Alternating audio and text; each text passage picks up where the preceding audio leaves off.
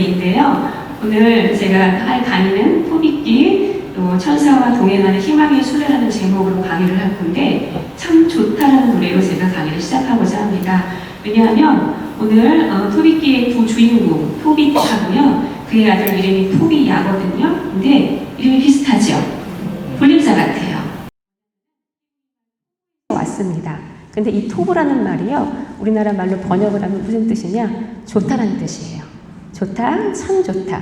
우리 구약 성경에서 좋다라는 말 가장 대표적인 성서 구절이 어디 나오죠? 그렇죠. 창세기 1장에 보면 하나님께서 세상을 창조하시고 보시니 좋았다. 보시니 좋았다. 참 좋았다라고 말씀을 하세요. 그래서 이 사순 시기에 무겁고 좀 어두운 좀 주제를 갖고 이야기를 해야 되는데 왜 저 수녀님은 참 좋다를 얘기를 할까라고 말씀 생각하실 수가 있는데요. 우리가 사순 시기는 다가오는 부활 주기를 더 기쁘게 맞이하기 위해서 우리 신자들이 조금 더 희생하고 극기합니다. 그거에 대한 표징으로 우리가 단식을 하고요, 금육을 하고요, 자선을 실천해요. 근데 하나님이 그런 것 자체를 기뻐하시는 것이 아니라 하나님은요, 참 좋은 그리스도인으로 우리를 만나고 싶어 하는 분이세요. 그래서 우리가 더 좋은 그리스도인이 되기 위해서 이 사순 시기를 보낸다면 그것보다 더 귀하게 하나님이 우리를 여겨주시지 않을까라고 생각이 듭니다. 그래서 오늘 이 사순 특강으로 토비키 이야기를 조금 해드리려고 하는데요. 먼저 제가 현재 소임이요. 저희 수도회에서 운영하고 있는 베네딕토 성서학교에서 성경을 강의하고 있어요. 그래서 우리 화정권당 우리 보고마 분과장님께서 사순 특강을 해주세요 라고 하셨는데 제가 현재 성경 강의를 하고 있으니 뭐 갖고 강의를 하면 제일 좋을까요? 성경이지요. 그래서 구약 성경 중에서 특별히 제가 이 본문을 고른 이유는요. 정말 우리가 신자 생활의 모범인 이 토빗과 토비야의 이야기를 통해서 우리가 사순 시기를 조금 더 알차게 보낼 수 있을 것 같아서 이 본문으로 택했습니다. 그리고 이제 부제목으로 천사와 동행하는 희망의 순례라는 제가 제목을 붙여봤는데요. 이 토빗기 이야기를 보면 여러 인물들이 나오지만 또 여러 인물들과 더불어서 라파엘이라고 하는 천사가 등장합니다. 우리 여기 아마 라파엘이나 라파엘라 세례명을 갖고 계시는 분도 계실 텐데요. 이 라파엘 천사는요, 성경 본문에서 토빗기에만 나오는 존재예요. 그래서 아마 또 그런 세례명을 가지신 분들에게는 조금 더 특별한 본문이지 않을까 싶은데 이 라파엘 천사의 또 이야기를 함께 또 돌아보면서 우리 각자의 인생 여정에서 천사가 어떻게 동행하고 있는지 그거를 조금 성찰해 보는 시간으로 오늘 강의를 준비를 했습니다. 먼저 토빗 이야기를 해볼까 하는데요. 먼저 이 배경 화면은 중앙에 우리 라파엘로 산치오 화가의 그림이에요. 가운데 보시면 성 모자상이 있죠. 성모님과 아기 예수님을 안고 있습니다. 그리고 여러분들 보시기에 왼편에 보면 오늘 이 토빗 이야기의 주인공 중에 한 사람인 토비야가 물고기를 들고 있어요. 그리고 그 뒤에는 라파엘 천사가 있습니다. 그리고 이 물고기 들고 있는 거는요. 오늘 이야기를 드리겠지만 나중에 토빗하고 또 사라라고 하는 여인의 치유를 위해서 쓰이는 물고기입니다. 그래서 이 물고기는 치료와 치유의 의미를 담고 있기 때문에 훗날 예수 그리스도를 상징하는 상징이 돼요. 교회 안에서. 그리고 여러분 보시기에 오른편을 보시면 여기 한 수염이 덥수룩한 교부 한 명이 계시는데요. 이분이 누구냐? 바로 예로니모 성인입니다. 서방교회의 4대 교부 중에 한 사람인데요. 가장 유명한 말 중에 어떤 말을 하셨냐? 성경을 모르는 것은 그리스도를 모르는 것이다 라고 말씀하시는 교부예요. 그래서 많은 성경 주해를 쓰셨고 또 라틴말, 대중 라틴말로 이 히브리 성경을 번역하신 분입니다. 그래서 이 그림이 아마 우리가 잘 익히 들어보지 못한 토빗기 이 이야기가 구세사 안에서 어떤 위치를 차지하는지를 조금 가늠할 수 있는 그림이어서 먼저 이 그림으로 배경 설명을 했고요. 이제 토빗 이야기로 조금 들어가 보겠습니다. 먼저 토빗 이야기의 문화적인 구조를 보면은요, 전체 1장부터 14장까지 되어 있는 짧은 이야기예요. 아주 재미있는 이야기입니다. 드라마틱한 이야기예요. 그래서 굉장히 구성이 잘 짜여진 이야기인데요. 머릿말에서는 토빗 이야기의 배경이 나옵니다. 배경은 어떤 배경이냐? 아시리아라고 하는 고대 근동의 강대국에 의해서 이제 북이스라엘이 멸망하고 유배를 가기 시작해요. 먼 타지로. 그래서 먼 타지에 있는 유배지에 살았던 유다인들의 이야기를 먼저 해줄 거다라는 것을 먼저 설명을 해주고 있지요. 그 다음 도입부에서는요, 토빗과 사라라고 하는 두 인물에게 닥친 불행을 이야기해 줍니다. 쉽게 말하면 사건이 벌어지는 거예요. 근데 이 사건이 어떤 사건이냐? 일단 설명을 드릴 건데, 별개면 그냥 불행이 아니에요. 이 이야기를 통해서 하나님의 구원 계획이 이 불행 안에 깃들어 있습니다. 그리고 전혀 다른 지역에 살고 있는 토빗 가정과 또 사라라고 하는 이 가정의 두 이야기를 하나의 이야기로 묶어요. 그래서 누구를 하나님께서 파견하시느냐? 바로 라파엘이라는 천사를 파견을 합니다. 여기는 철저하게 하나님의 섭리가 감추어져 있어요. 나중에 모든 사건이 지나간 다음에 이제 토빗과 그 인물들이 하나 둘씩 알게 되는 거죠. 그리고 나서 이제 토빗은요, 자기 아들에게 여행을 보냅니다. 그냥 순례 갔다 와, 즐겁게 여행 갔다 와, 그게 아니라 이제 자기는 늙고 병들었어요. 그러니 뭐예요? 우리 아들이 살아야 되잖아요. 근데 지금 돈은 없어요. 근데 토빗이요, 아주 착한 일을 많이 했어요. 그래서 한 지역에 살고 있는 우리 유다인 가족에다가 돈을 빌려준 적이 있어요. 맡겨둔 적이 있어요. 그거를 찾아오라고 아들을 보내요. 근데 아들 혼자 보내기 좀 그렇잖아요. 어디 가야 될지 모르잖아요. 그래서 라파엘 천사랑 함께 가도록 하나님이 섭리하십니다. 그래서 이 라파엘을 통해 가지고 같이 이제 이 토비아가 여행을 떠나는 거예요. 근데 그 여행을 통해서 기가 막히게 여행의 목적은 꾸어준 돈을 받으러 가는 걸로 시작을 했는데요. 뜻하지 않은 지역에서 이 사라 가정을 만나요. 그래서 이 토비아가 사라와 결혼을 합니다. 하고 다시 아버지 집으로 돌아오는 이야기예요. 그리고 마지막은 해피엔딩입니다. 잘 먹고 잘 살았다. 그래서 아버지 토빗도 이렇게 장수를 누리시고 잘 돌아가셨고, 토비아도 마지막에 영예롭게 잘 죽었다 하더라 라는 그런 이야기예요. 아주 재미난 이야기인데요. 이 이야기를 지역별로 조금 이제 간단하게 정리를 해보면은요, 지금 토빗과 토비아의 가정은요, 여기 지도에 보시는 것처럼 여기 니네베예요. 아시리아에 있는 수도라고 하는 니네베에 있고요. 그 다음에 부르나 여인 사라와 그의 가정이 살고 있는 지역은요, 여기 에파타나예요. 그래서 우리가 알고는 이스라엘은 어디예요? 이스라엘은요, 여기 녹색 이쪽에 있어요. 예루살렘 수도가 있고 이쪽이 이스라엘이에요.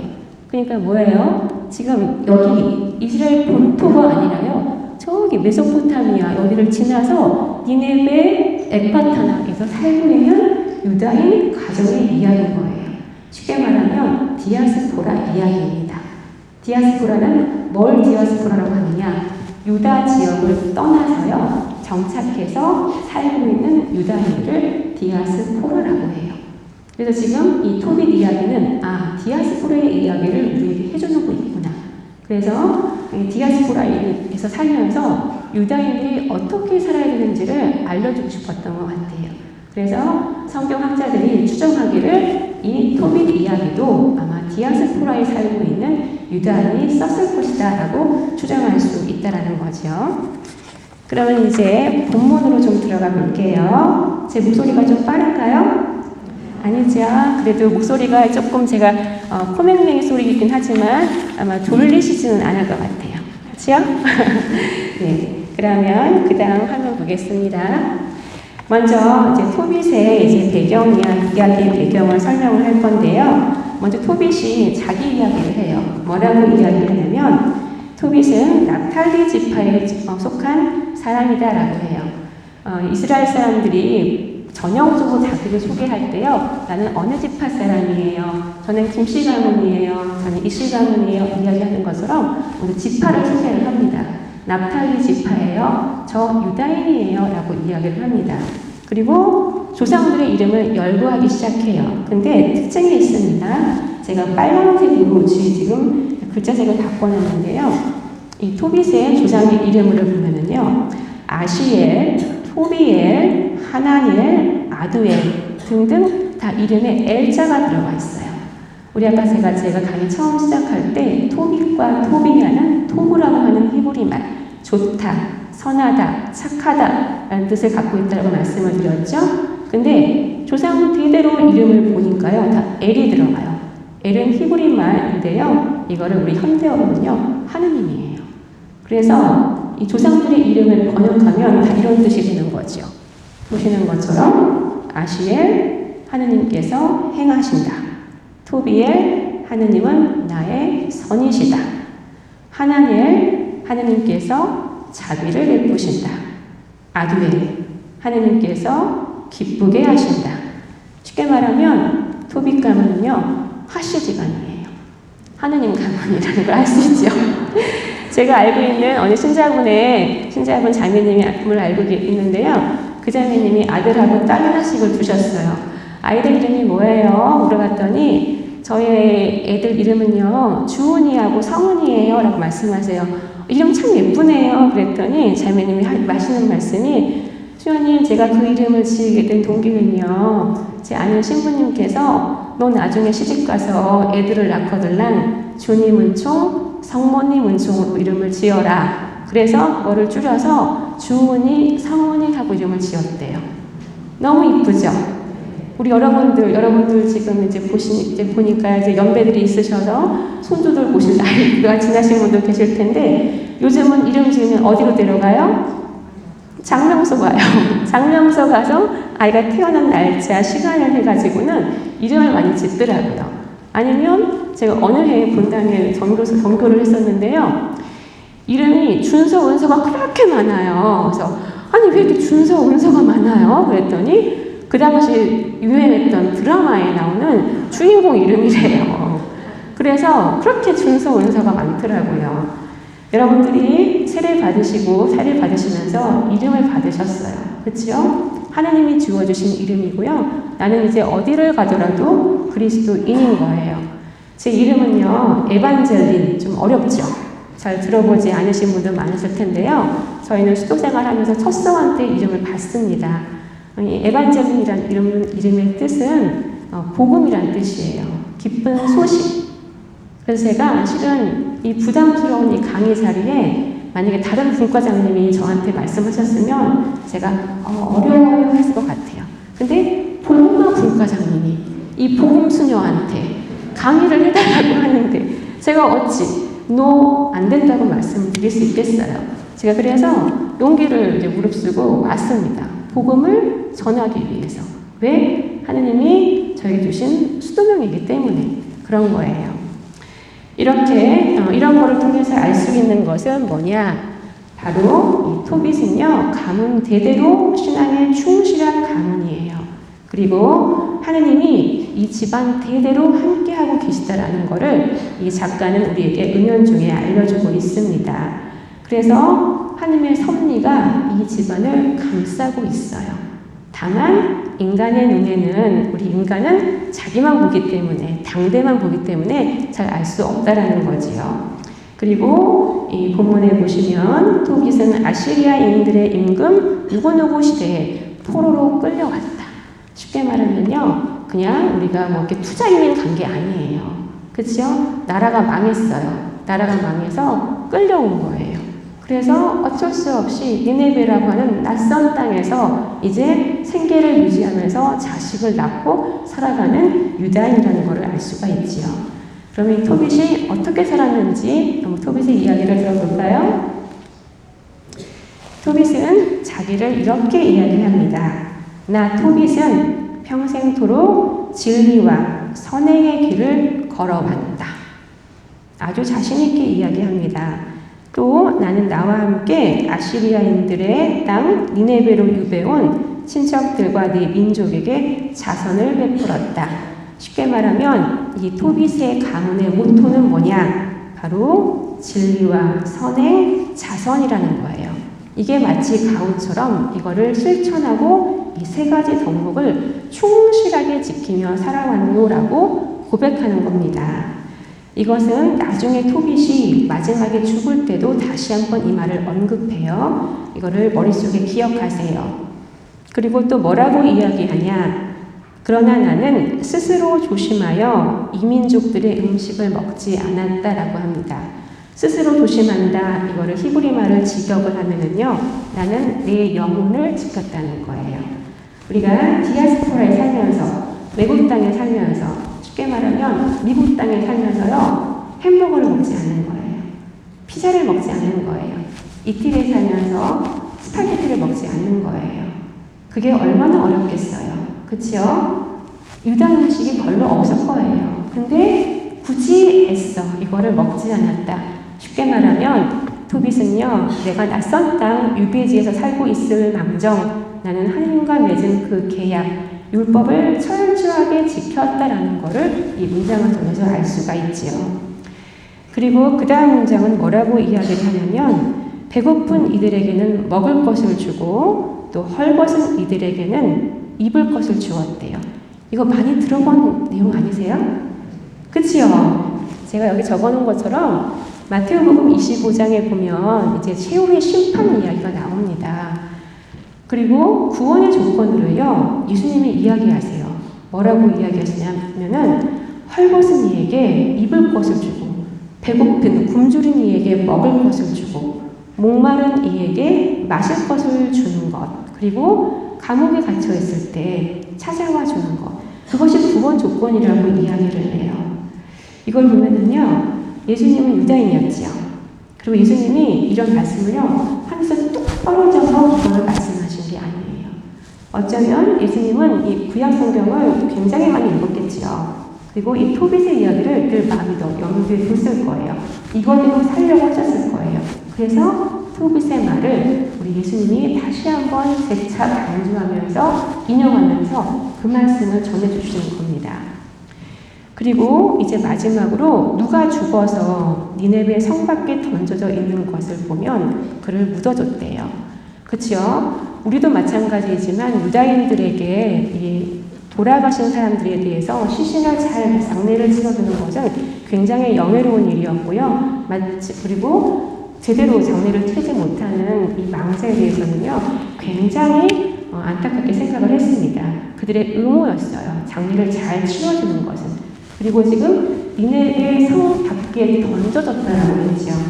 니네베 성 밖은요, 말 그대로 성 밖이에요. 온갖 쓰레기들이 난무하고요, 개들과 들짐승들이 있어요. 근데 죽은 시신이 뭐에 덮여있다고요? 던져져요. 그러면 어떻게 될까요? 이런 들개들과 동물들이 와서요, 그 시신을 먹어뜯지요. 그치요? 그런 거를 방지해주는 거예요. 그래서 이것은 단순한 그 토빗의 애덕행위라고도 볼 수 있지만요, 또 하나는 뭐예요? 유다인의 의무였던 장례를 잘 치러주기 위한 것, 즉 죽어서까지 유다인으로서의 정체성을 잘 지킬 수 있도록 토빗은 그 일까지도 행했다는 거죠. 얼마나 좋은 일을 많이 해요? 그러면 이런 토빗의 삶에 대해서 하나님은 어떻게 해주시면 참 좋을까요? 어떻게 해주셨으면 좋겠어요? 착한 일을 많이 했어요. 선한 일을 많이 했어요. 그럼 뭐예요? 칭찬하고 이뻐해주고 축복을 많이 해주면 너무너무 좋지요. 우리가 알고 계신 하나님이잖아요. 근데 어떤 일이 벌어지냐면요, 바로 그날 그렇게 도성 밖에 던져진 이 시신을, 동족의 시신을 거두어가지고요, 장례를 잘 치러줬어요. 근데 바로 그날 바로 문이 멀어요. 왜 그러느냐?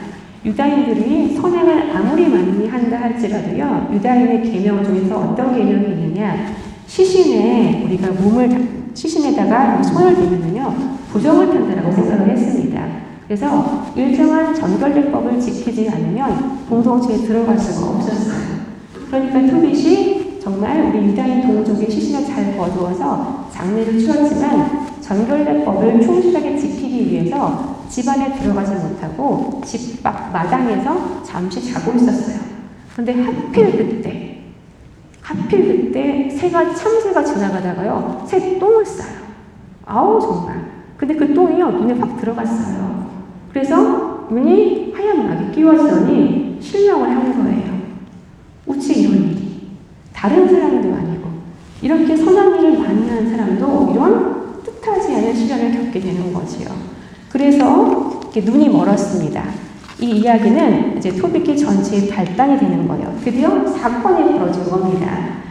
이제 이렇게 토빗이 눈이 안 보이는데요. 4년 동안 실명을 해요. 눈이 안 보이면 일을 할 수가 없지요. 가장이 가족들을 위해서 일을 했는데 일을 하지 못해요. 그럼 누가 나서야 돼요? 아내가 나서야 돼요. 아내 누구예요? 아내는 토빗의 아내는 사라라고 해요. 근데 고대 이스라엘 여성들이 할 수 있는 일이 뭐가 있겠어요? 그렇죠? 그래서 바느질 하는 거, 그리고 남의 집에 가서 품삯을 팔아가지고요 집안일을 거들어주는 거예요. 그런 일을 하면서 생계를 유지하게 됐습니다. 근데 우리 사라도요 굉장히 성실한 여인이었던 것 같아요. 그래서 그 주인집 여인네가 이렇게 품삯을 주면서 또 품삯에 더불어서 어느 날 새끼 양 한 마리를 줬어요. 얼씨구나 좋다, 감사합니다 하고 받아왔어요. 근데 이 눈먼 토빗이요, 제가 눈이 지금 멀어서 경제적으로 상실했잖아요. 부인이 나가서 일을 해요. 얼마나 마음이 아프겠어요. 하지만 더 겁나는 게 있어요.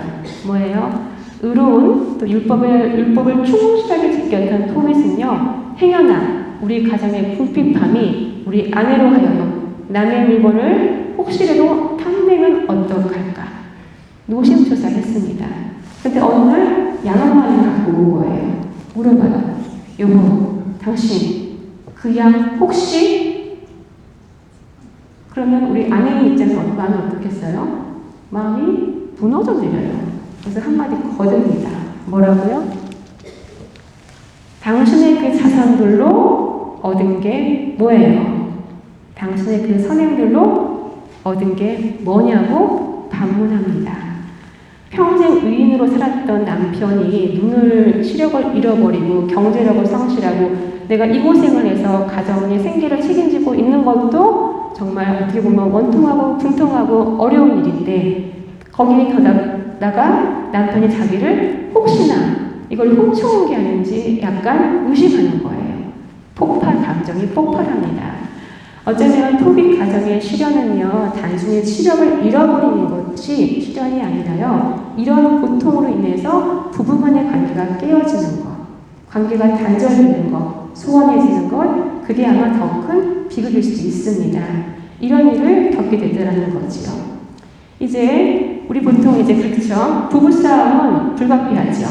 그렇죠? 평생 지금 가정생활 하시는 분들 아실 거예요. 그렇죠? 우리 부부싸움 하면 그 다음에 우리 자매님들은 어떻게 하세요? 네? 네, 누구한테 전화를 해요. 수다를 해야지 조금 풀려요. 분이 풀려요. 아니면 쇼핑을 하세요. 뭐 그럴 수도 있지요. 근데 우리 형제들은 어떠세요? 자매님이랑 한바탕 했어요. 그러면 에이! 나가서 어디 가세요? 네, 술 한잔 하러 가시기도 하고 하지요. 근데 평생 의인으로 살아왔던 토빗은 어떻게 했냐? 아내와 대판하고 나서요. 그 다음에 어떻게 했느냐? 기도를 바칩니다. 네, 남다른 사람이지요.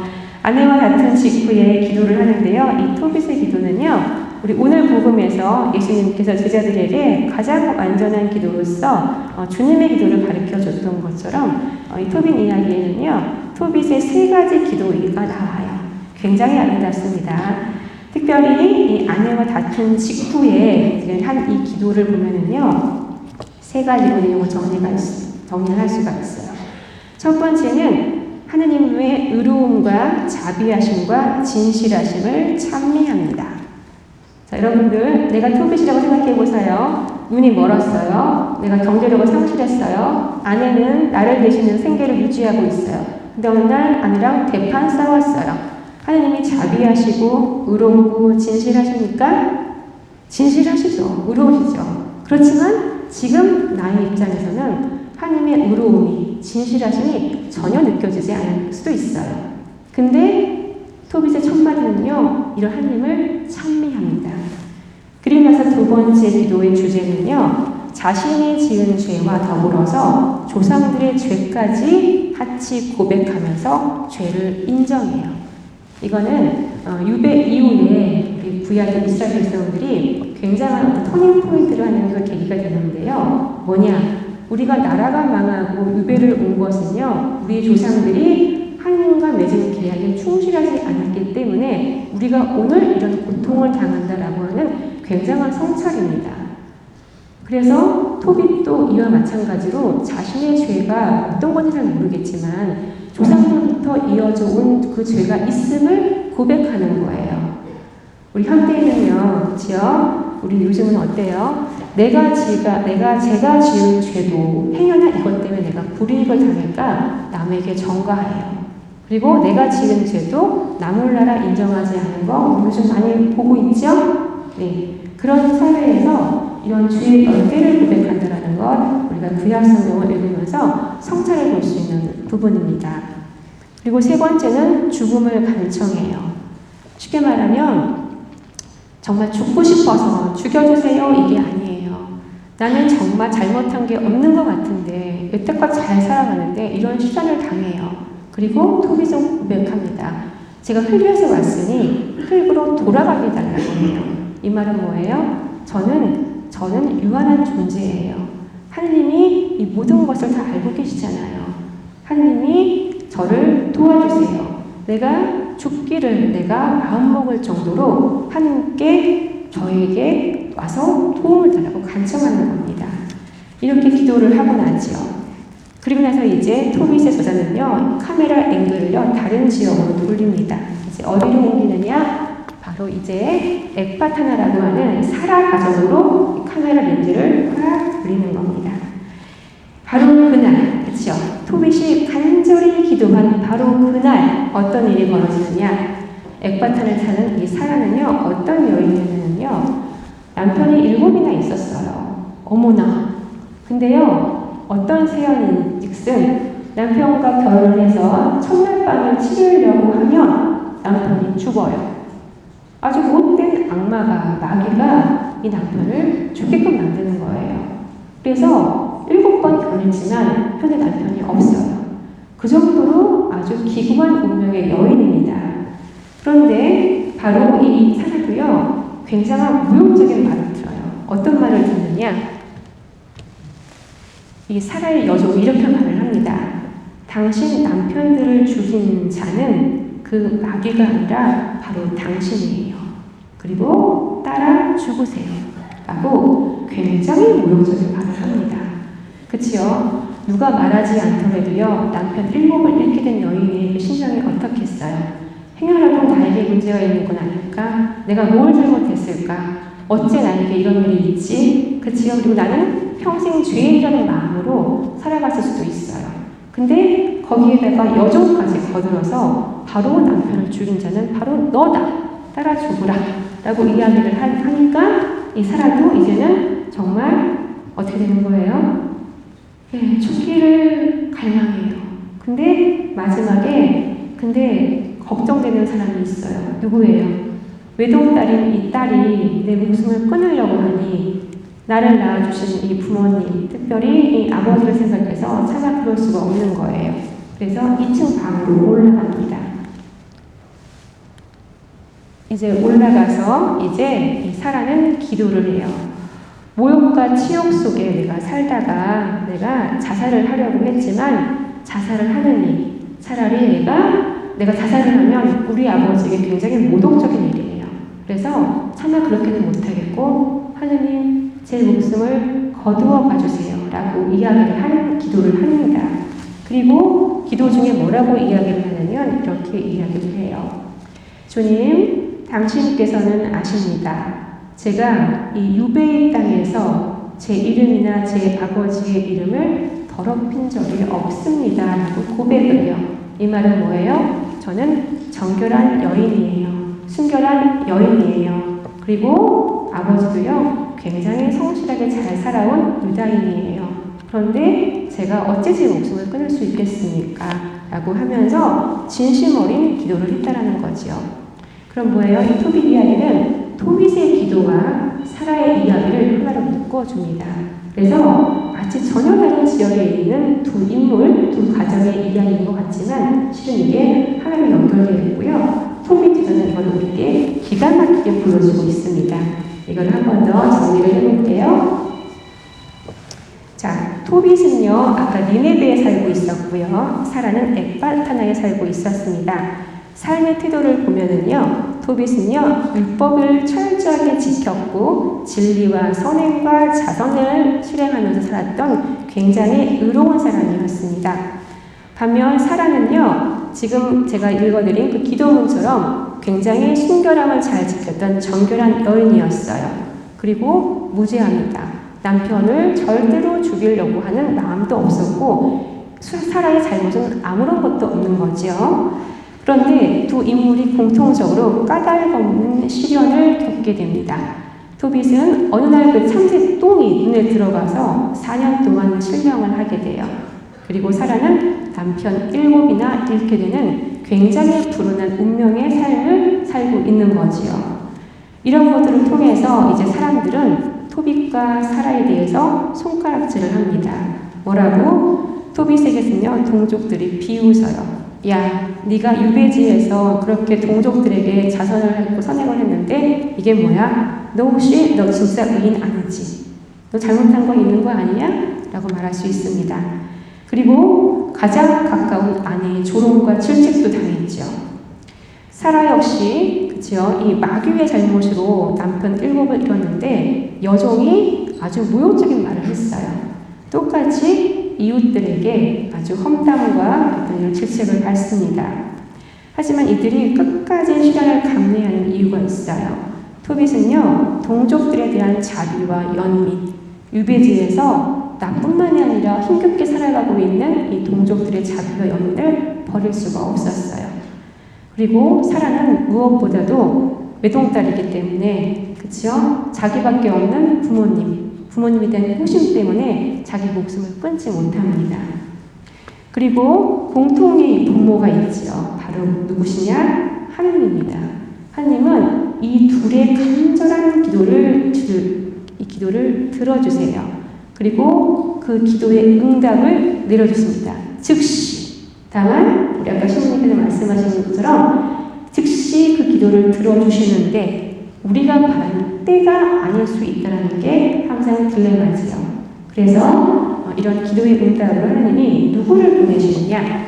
바로 라팔이라고 하는 천사를 보내시기로 마음을 먹습니다. 라팔이라는 이름 뜻은요, 라프라는 말하고 엘이 붙여진 말이에요. 그래서 하느님께서 치유하신다라는 뜻을 갖고 있는 천사 이름입니다. 이 라파엘은요, 이야기가 전개되면서 토빗과 사라를 이제 치유하는 역할을 하게 되지요. 그리고 마귀를 물리쳐줍니다. 그리고 토비아와 안전한 길잡이 역할을 하는 인물, 존재로 이제 그려지고 있는데, 이제 이 토빗을 보내기로 하느님께서 결심을 하시는 거죠. 다시 니네베로 이제 저자는요, 우리를 소개합니다. 이제 점점 늙고 있어요. 토빗은요, 늙고 힘도 빠지죠. 그리고 경제력도 점점 당연히 없기 때문에 아내가 생계를 유지해요. 그리고 언제 죽을지 모르지만 이제 토비아에게 유언을 남깁니다. 굉장히 아름다운 유언의 내용이에요. 6가지로 정리를 해볼 수가 있는데요. 첫 번째는 부모의 장례를 정성껏 치르라 라고 이야기를 합니다. 아까 말씀드렸다시피 유다인들에게 장례를 치르는 것은요, 굉장히 영예로운 일이었어요. 그리고 연로한 부모가 좋아하는 것을 해드려라. 쉽게 말하면 부모에게 효도하라 라고 이야기를 합니다. 그리고 두 번째는 하느님과 사람들 앞에서 올바르게 살아라. 그리고 토빗은요, 그 표양을 다 보여줬어요. 어떻게 해요? 선행을 베풀고요, 진리에 따라 살았던 사람이지요. 그리고 세 번째는 정의를 실천하고 자선을 베풀어라. 자, 정의를 실천한다라는 것은요, 구약 성경에서는요, 율법을 잘 지키라는 거예요. 그렇죠? 토빗은요, 죽기까지 죽은 사람들에게도 율법을 잘 지켰어요. 그리고 자선을 끊임없이 베풀었던 사람이지요. 그리고 네 번째는 동족 가운데에서 아내를 선택하고 간음을 저지르지 말아요. 이거를 구약성경의 말은요, 우리 현대 고시고대로 이걸 받아들이면은, 그럼 우리 뭐예요? 우리 이주민들, 그쵸? 그리고 우리 한국 사람과 외국인들 결혼하는 거, 이거 안 된다는 이야기야? 그게 아닙니다. 구약 성경에서 동족 가운데에서 배우자를 선택하라고 하는 것은요, 구약의 역사 안에서 이방인을 배우자로 맞이하면은요, 필연적으로 그 배우자가 믿었던 이방신들이 함께 들어와요. 실은 그래서 이제 유다의 왕실들이 타락을 했고, 그런 것 때문에 나라가 패망했다는 역사적인 성찰이 묻어있는 본문입니다. 그래서 자기 동족하고 결혼하라고 권고를 하는 거지요. 그래서 신앙에 충실하라는 그런 이야기일 수 있습니다. 그리고 현명한 이에게 조언을 구하라. 우리 요즘 사람들은요, 우리 어르신들한테 묻지 않아요. 누구한테 물어봐요? 누구도 아니죠. 이제는요, 네이버도 아니고요, 구글도 아니래요. 요즘은요, AI한테 물어보면 다 알려준대요. 근데 과연 그럴까요? 그렇지 않습니다. 네, 어쨌건 이렇게 현명한 이에게 조언을 구하라고 이야기를 하고 있고요. 마지막으로 하나님을 경외하고 죄악을 피하여서 주님 보시기에 좋은 일을 하라. 쉽게 말하면 좋은 사람이 되라고 하는 거예요. 그리고 이것이 참된 제사이다라고 이야기를 합니다. 진정한 유산, 지금 토빗이 이야기하고 있는 이 이야기를 정리를 해보면요, 하느님과 이웃과 자신과 관계를 잘 돌보라는 이야기예요. 그래서 좋은 사람이 되라. 그래서 내가 하느님과 맺은 올바른 관계 안에서 쌓아온 신앙과 덕행만이 내 자손에게, 토비아에게 물려줄 재산이라고 이야기를 합니다. 여러분들은 자녀들에게 어떤 것을 재산으로 물려주고 싶으신지 아마 이 토빗의 이론과 함께 묵상을 해보시면 좋겠죠. 근데 현실은 또 어떻게 되는 거예요? 그쵸? 아들이 살아가려면 돈이 필요해요. 그쵸? 그래서 저기 가바일이라고 하면은 또 다른 유다인에게 내가 맡겨놓은 돈이 있는데 그 돈을 찾아오라고 그래요. 그쵸? 그래서 아들이 살아갈 수 있는 그 이제 어떤 생계를 유지하기 위한 어떤 가장으로서의 마지막 책임을 다하려는 모습을 볼 수가 있습니다. 이제 그렇게 해서 이제 토비아가 가겠다.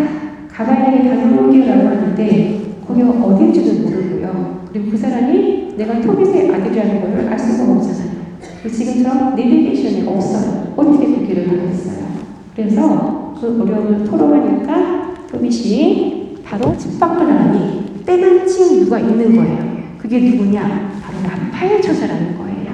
근데 천사인지 모릅니다. 그냥 유다인으로 알고 있는 거지요. 그래서 이제 이 토빗하고 이 라파엘이 계약을 맺어요. 계약을 맺으면서 우리 아들이 저기 멀리 라게스까지 갔다 올 건데 거기를 동행해주라. 내가 돈은 지불하겠다라고 이야기를 합니다.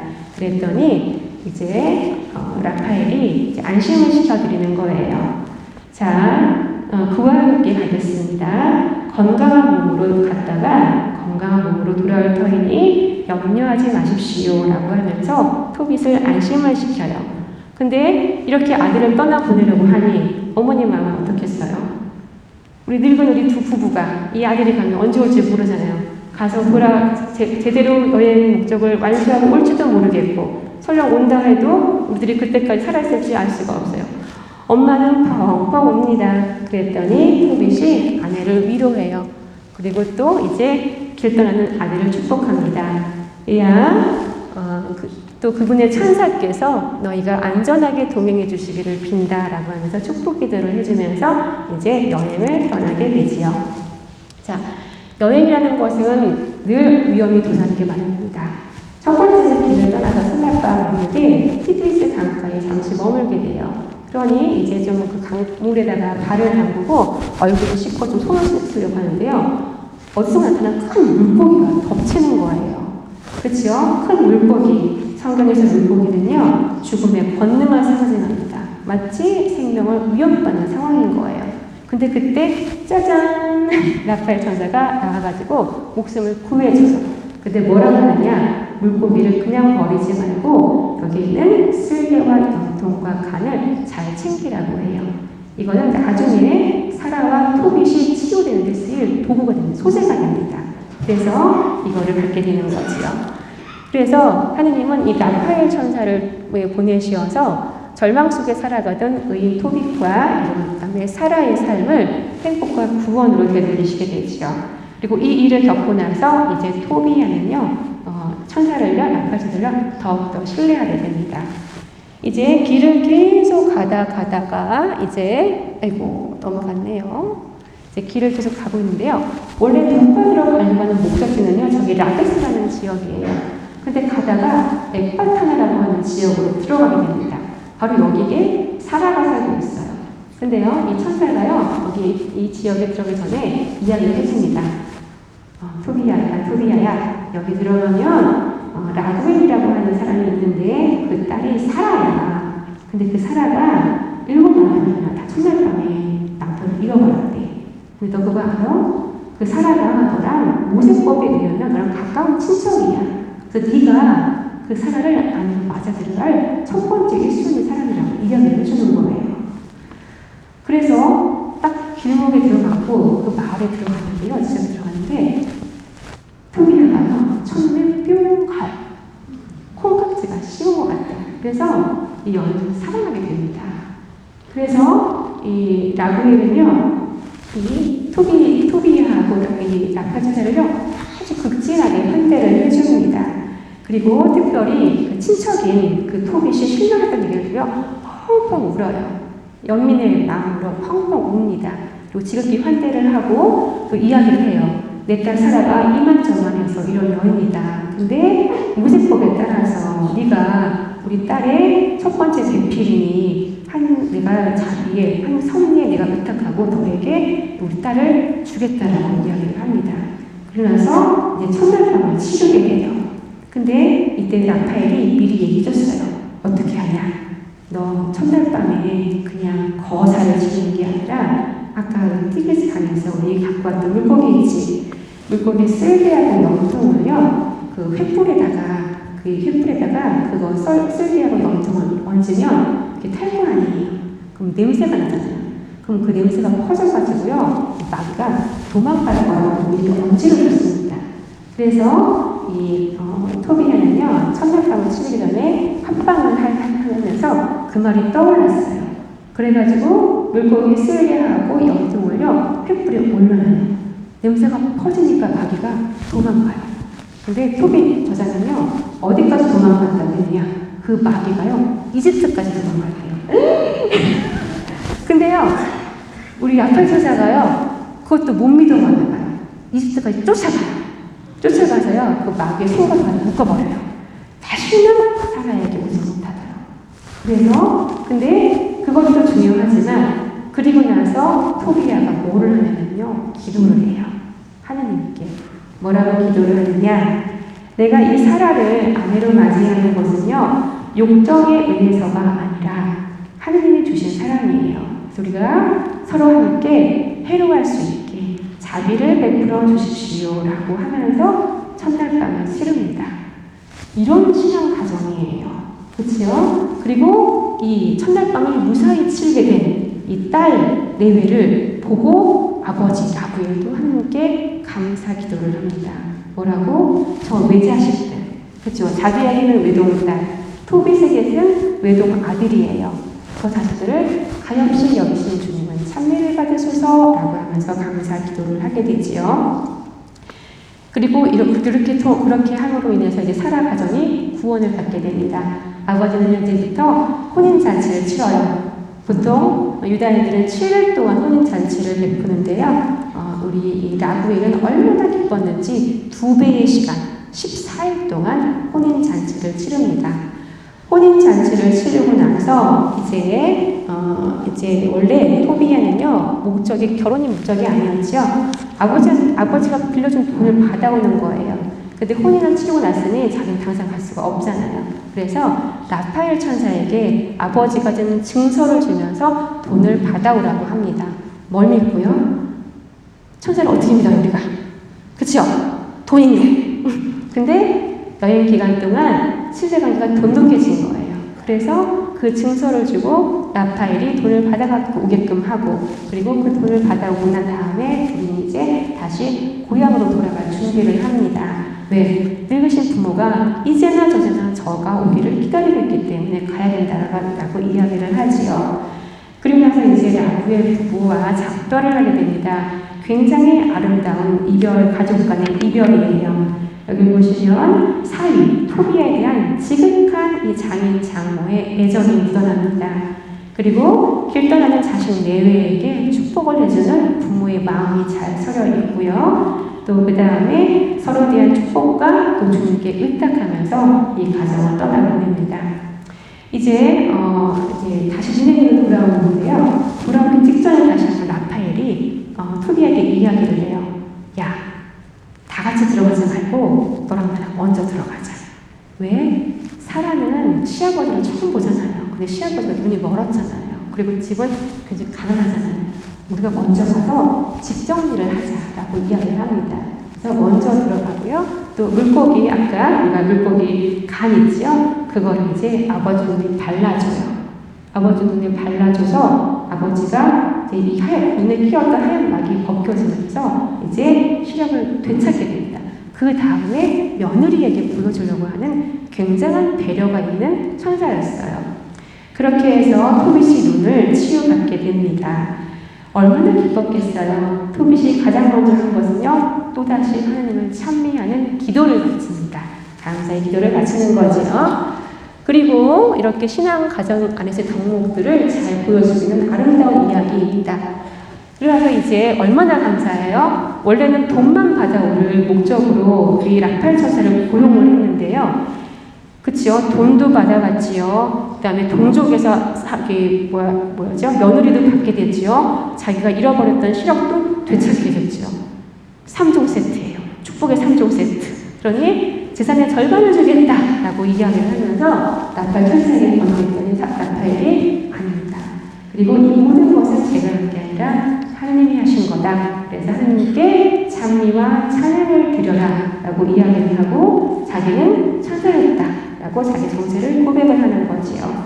그리고 진실한 기도와 의로운 자선은 부정한 재물보다 낫다라고 이야기를 하면서 삶의 참된 가치가 무엇인지를 알려줍니다.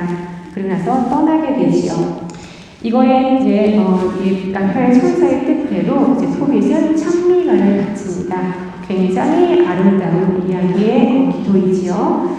온 이스라엘을 하나님께로 하나님 찬미로 초대를 하고 있고요. 또 고통과 시련에서 구원받은 이들이 드리는 감사 기도를 아주 장엄하게 바치는 이 토빗의 기도를 볼 수가 있습니다. 그리고 이제 마지막으로 이제 이 모든 일이 있고 난 다음에 이제 토빗이 진짜로 이제 목숨이 다 했어요. 인생의 이제 마지막 시간이 왔습니다. 이제 정말로 이제 떠날 때가 된 거예요. 그래서 토비야에게 유언을 남깁니다. 이렇게 당부하지요. 이야, 이제 얘들아, 내가 너희에게 분부한다. 하느님을 진심으로 섬기고 그분께서 좋아하시는 일을 하여라. 또 너희 자식들도 잘 타일러서 의로운 일을 하고 자선을 베풀게 하라 라고 이야기를 하지요. 그리고 언제나 진심으로 그리고 힘을 다하여 하느님을 생각하며 그분의 이름을 찬미하게 하여라 라고 하면서 영예로운 죽음을 맞이하게 됩니다. 그래서 이렇게 아버지의 유언대로 아버지의 장례를 잘 치러드리고요. 또 나중에 어머니 장례까지 다 치르고 나서 그 다음에 어디로 가느냐? 다시 우리 장인 장모가 있는 엑바타나로 가요. 그래서 장인 장모님을 잘 부양하다가 그분들 장례까지 잘 치르고 나서 거기에서 토비야도 이제 평화롭게 죽음을 맞이하게 됩니다. 그래서 이 부자들이 어떻게 수를 이뤘느냐? 토빗은 112세, 토비야는 117세까지 사는 장수의 복을 누리면서 살았다고 하면서 이 토빗 이야기가 마무리되지요. 토빗 이야기의 신학적인 주제는요, 가족의 구원입니다. 지금 우리가 함께 내용 정리한 것처럼 세 가정이 나오지요. 그렇죠? 평생 의롭게 살았던 토빗과 레아의 사랑. 물론 남편한테 한바탕 하긴 했어요. 그치요? 하지만 어찌 살면서 한바탕 안 할 수 있겠어요. 근데 남편이 평생 의인으로 살기 위해서는 가정에서 아내가 뒷받침했기 때문에 가능했던 일이지요. 그리고 그 다음에 두 번째 가정은 사라의 가정입니다. 그치요? 하나밖에 없는 외동딸이 남편 일곱을 잃은 기구한 운명의 여인이니 얼마나 부모가 애가 탔겠어요. 하지만 그 어려운 가정사를 서로 합심해서 잘 읽고 나갑니다. 그리고 세 번째는 새 가정의 탄생이에요. 바로 토비야와 사라. 조건으로 보자면요, 둘 다 비호감이에요. 그치요? 아버지는 맹인이시죠. 그리고 가난하죠. 그런 집에 누가 귀한 딸을 보내고 싶겠어요. 그리고 사람은요, 남편 7명을 먼저 보냈대요. 남편 7명을 먼저 보냈으면요, 나이도 어쩌면 토기보다 많았을 거예요. 그치요? 절대 처갓댁에 뭔가를 바랄 수 없는 조건적으로는 굉장히 합리적이지 않은 어떤 조건입니다. 하지만 하나님이 맺어주신 배필이에요. 서로 받아들이고 새 가정을 일구고 부모를 공양하면서 아주 살았던 인물입니다. 그래서 이 이야기들은요, 가정의 중요성을 우리에게 알려줍니다. 혼인으로 시작된 우리의 가정이라는 것은요, 부모에 대한 효, 자녀에 대한 사랑, 가족 간의 신뢰와 위로, 희망의 관계를 놓지 말라고 우리에게 이야기를 해줍니다. 그리고 삶을 살아가는 데 필요한 지침으로서 바로 이 구약의 백성이기 때문에 율법을 잘 지켜라. 쉽게 말하면 하나님과 관계를 충실하게 지켜라라고 하는 덕목이겠죠. 그리고 실질적으로 기도와 선행과 자선, 판대를 베풀어줍니다. 그리고 매 순간 하나님을 찬미하며 기도했던 바로 그런 인물들이지요. 하지만 이런 찬미와 찬양은요, 내가 기쁘거나 좋은 일이 있을 때만 하는 게 아닙니다. 지금 우리가 이야기 본 것처럼 불행 속에서도 믿음을 잃지 않고 신앙을 잃지 않고 기도를 드렸을 때 구원에 이르게 된다라고 하는 이야기를 우리에게 알려주고 있는 거죠. 그래서 신앙인은 슬픔 중에서도 우리 기뻐할 수 있고요. 우리가 절망 속에서도 희망을 바랄 수 있는 거지요. 이렇게 아름다운 톱의 이야기를 정리하면서 제가 이제 마지막으로 제가 그림 하나를 좀 소개를 시켜드릴까 합니다.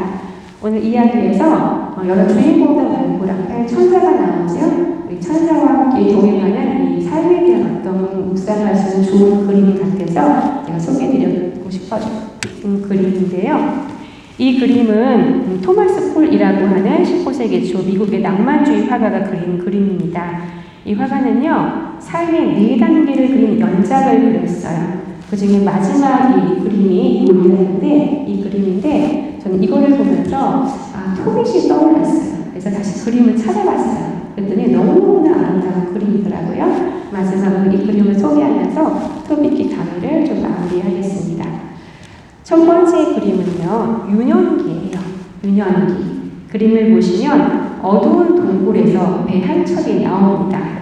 그리고 이 배에는요, 아기가 타고 있어요. 벌거벗은 아기입니다. 순수와 또 무지를 상징하기도 하고요. 또 무한한 가능성의 열렬한 그런 인물이지요. 그리고 천사가 바로 그 배 뒤에 타고 있어요.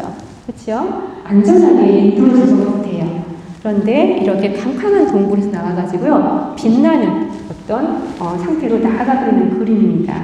천사의 동행으로 이제 가고 있고요. 여기 보면은 배 머리에 모래시계를 들고 있는 조각상이 있어요. 마치 유한한 인간 삶을 상징하는 듯한 그런 그림이라고 볼 수가 있습니다. 이제 이 아이가 점점 자라나기 시작합니다. 이제 청년기예요. 청년기는요, 무한한 꿈이 있지요. 인생에 대한 판타지가 있습니다. 그리고 열정과 도전으로 인생을 한번 멋지게 살고 싶은 꿈이 있어요. 자, 그림을 보시면 여기 왼쪽에 마치 아름다운 거대한 성체가 있습니다. 여기로 나아가고 싶어 해요. 그리고 온통 녹색이에요. 그리고 우리 청년은요, 이제 천사의 도움이 직접적으로 필요하지 않아요. 혼자 잘 탔습니다. 내가 한번 멋지게 타볼란다. 그치요? 하지만 천사는요, 뒤에서 배웅을 해줘요. 빠이빠이, 잘 갔다 와. 인사를 해줍니다. 이렇게 가고 있지요.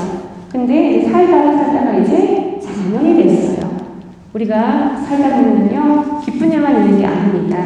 이 장년의 그림을 보시면요, 험난한 항해예요. 아까 청년기에 밝았던 그림이 아니라요, 어둡습니다. 폭풍우가 치고요, 비바람이 칩니다. 협곡이에요. 잘못하다가는 부딪힐 수 있습니다. 인생의 가장 힘든 시기를 살아가는 시점이라고 볼 수가 있지요. 삶의 시련에 직면합니다. 천사의 직접적인 보호가 숨겨져 있어요. 보이지 않습니다. 다만 이제 스스로 감당하면서 가야 되는데요. 그림을 자세히 보면 이 사람이요, 지금 무릎을 꿇고 있어요. 두 손을 모으고 있습니다. 삶의 시련 앞에서 꼭 신앙인이 안 들어도요, 무언가에 의탁을 하게 되어 있어요. 기도를 합니다. 그런데 여기 그림 보시면 멀찍이 빛이 있어요. 빛이 있고 그래도 실현 중에 희망이 있다라고 암시하는 것 같죠. 그리고 또 하나 여기 잘 보이지는 않지만 여기 뒤에서 여기 구름 사이에서요 천사가 감추어져 있어요. 천사가 돌봐주고 계십니다. 이 험난한 시간을 이제 보내고 나서 이제 마지막으로 노년이 됐어요. 노년의 특징은 뭐예요? 힘이 다 빠져요. 그리고요, 여기 그림 보시면 눈도 보이지 않는 것 같아요. 귀도 들리지 않습니다. 아무런 소리도 들리지 않습니다. 그래서 힘이 없어요. 이때 천사가요, 바로 이 노인의 앞에서 인도를 해줘요. 아주 환한 빛으로. 그리고 어딘가를 가리키고 있죠. 그 어딘가가 어디냐면, 잘 보이진 않지만, 이 그림 보시면 여기에 하늘에 빛이 내려오고 있고요. 여기 또 다른 천사가 있어요. 그 천사에게 이 노인을 안내해 주는 것 같아요. 그래서 이 토마스 콜이라는 작가는 이 그림을 그리고 이렇게 말을 했습니다. 육체와 존재의 사실은 점차 사라지고 마음은 이미 불멸의 삶을 엿보기 시작했다. 이제는요, 이제 인생을 정리하고 그동안 지냈던 삶을 성찰하면서 그 다음 세계로 건너가는 것을 준비하는 거예요. 혼자 할 수 없습니다. 천사가 동행해주고 있죠.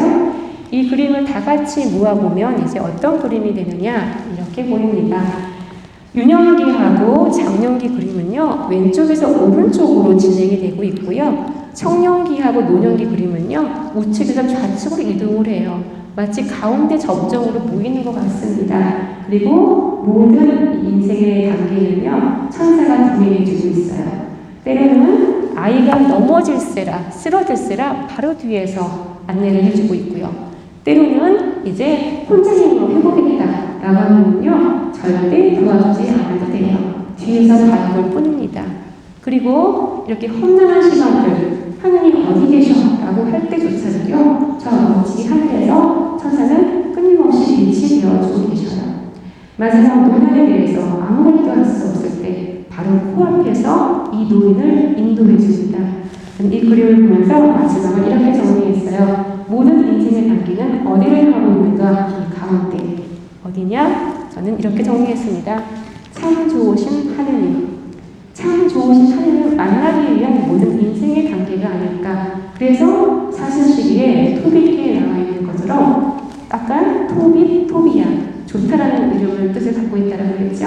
참 좋은 신앙인이 되어서 우리가 참 좋으신 하나님을 만날 수 있는 우리 각자의 인생을 살아가시면 좋겠다라는 의미에서 이렇게 강의를 준비했습니다. 이제 마지막으로 이제 진짜 마무리입니다. 특별히 강의 정리를 할게요. 라파엘 천사는 겉으로 봤을 때 이야기 전개상으로는요 토비아의 여행에 그렇죠? 빌려준 돈, 꾸어준 돈 받으러 가기 위한 어떤 길잡이로서의 어떤 길동무였습니다.